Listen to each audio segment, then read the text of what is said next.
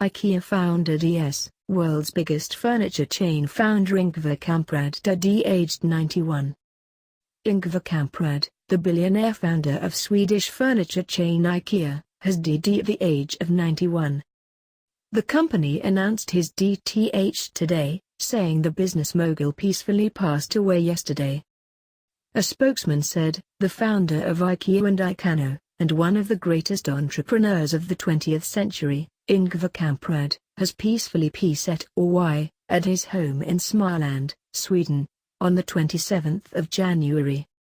Ingvar Kamprad was a great entrepreneur of the typical southern Swedish kind, hardworking and stubborn, with a lot of warmth and a playful twinkle in his eye. He worked until the very end of his life, staying true to his own motto that most things remain to be done. Ikea has 412 stores spread across 49 different countries and is famous for its flat pack products.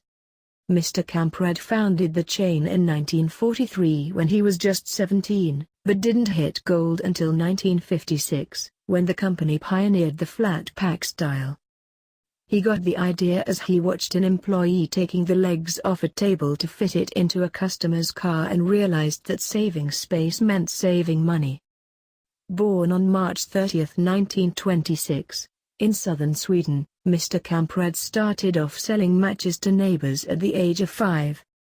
He soon diversified his inventory to include seeds, Christmas tree decorations, pencils and ballpoint pens.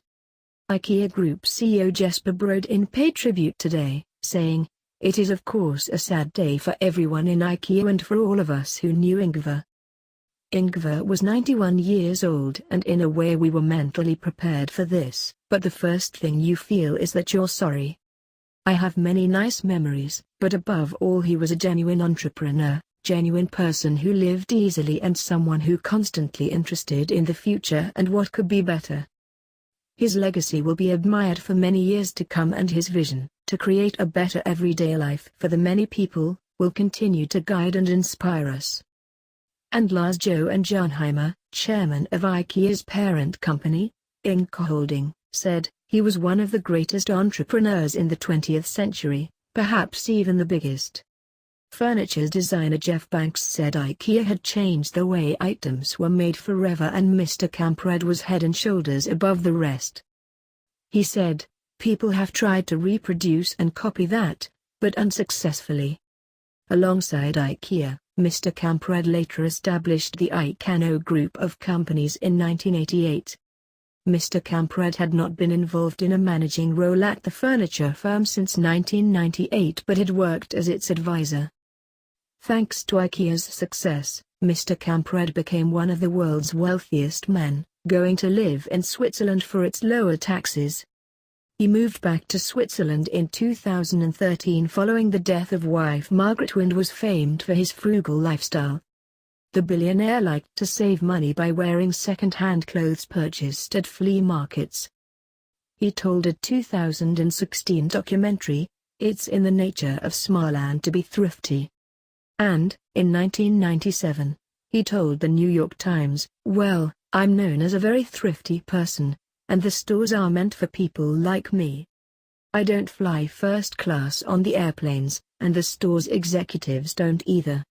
Always looking to cut costs, Mr. Kamprad bought much of Ikea's furniture from then-communist Poland in the 1960s. He eschewed formal business suits, dressed in well-worn clothes and in later years drove an old Volvo.